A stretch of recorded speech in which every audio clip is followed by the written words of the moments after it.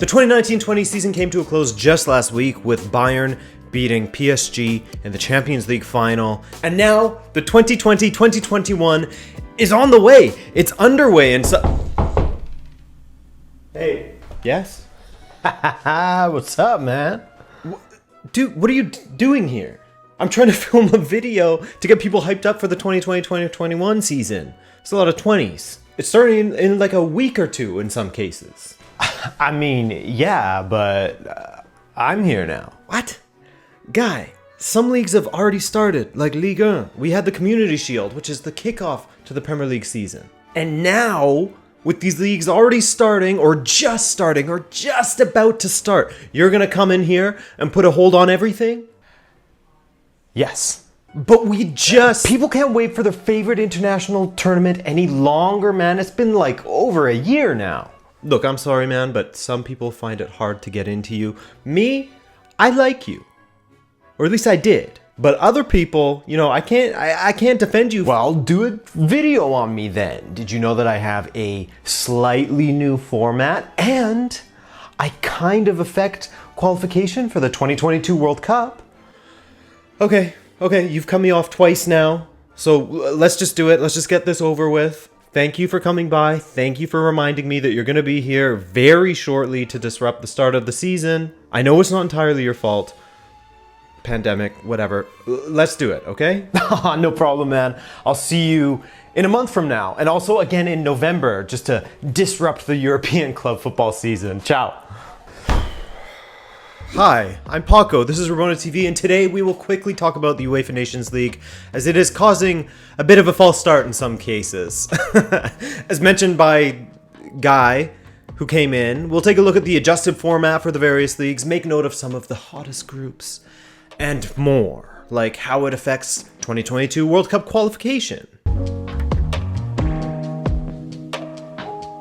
So, what has changed for the 2020-2021 UEFA Nations League format? No longer will each group have an awkward amount of teams, which is a big relief. In the previous edition, for example, many groups with each league had just 3 teams within it, while other groups had more than that. This made it very difficult to determine the best runners-up within each league, as there were some major mathematical hoops to jump through to balance things out between the groups that had 3 teams versus the groups that had 4 teams, and so on and so forth. It was a headache. Which wasn't the end of the world, of course. They have mathematicians, unlike myself, to figure that kind of thing out. But it just made a new competition extremely difficult to understand, as if how the Nations League affected the Euro 2020 qualifying wasn't confusing enough for people. Myself included at first until I made a video on it. But with the new format, the 55 competing nations have been divided up as follows. In League A, there are now 4 groups that each have 4 teams within them. Nice, even numbers. We love that. In fact, in leagues A, B, and C, sorry for hitting the mic, but all 3 leagues have 4 groups of 4 teams. It is only in League D where it gets a little weird, as there are just 2 groups, one with 3 teams and one with 4. For the inaugural edition of the competition last year, UEFA divided all of the teams up based on their coefficients, so in order to ensure that the teams were as evenly matched as possible without a big coefficient spread between them, they kept them, for the most part, in groups of 3. But now that we have played through the first edition of the UEFA Nations League, now that we have had some countries get relegated to lower leagues and some promoted to a higher league, the leagues are now divided not by their coefficient anymore, but by merit based off of their performance in the previous edition. So the coefficient provided a good starting point, but now we'll get to see the UEFA Nations League resemble domestic club football leagues a bit with the promotion and relegation. It's just a little more enjoyable now. The rest of the format is pretty much the exact same as the previous edition. One of the aims of the Nations League was to take away the meaningless friendlies throughout the season. With 3 teams per group, there was still an odd man out every single time, so in the end you had to play friendly to keep busy anyway. But with 4 teams per group now, that problem is solved. These group stage matches will take place in September, October, and November.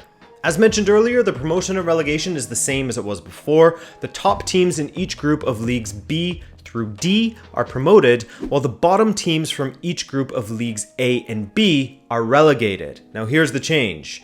Regarding relegation, there is one catch. The bottom 4 teams in each group of League C take part in a playoff. Given that there are only 2 groups in League D, only 2 teams will be relegated from League C. The losers of Group C will be relegated via the relegation playoff. So, teams that finish at the bottom of Group D are permanently deleted from UEFA and cannot compete anymore. I'm joking. I made that joke before 2 years ago or something like that. So, shout out to those who were around from my previous explainer on the Nations League from back in 2018, I believe. Just like the 2018-19 edition of the Nations League, the group winners from League A will take part in a tournament to determine the champions of the UEFA Nations League. The defending champions, of course, being Portugal. The inaugural winners after beating Switzerland and the Netherlands on the way to Nations League glory. So that process will be repeated in this edition, though the details of such haven't been revealed yet, as UEFA certainly have some figuring out to do in that regard. Their summer calendar is going to be an issue. With Euro 2020 pushed to the summer of 2021, that conflicts with the scheduled final tournament of the UEFA Nations League, which was due to go down in June of 2021.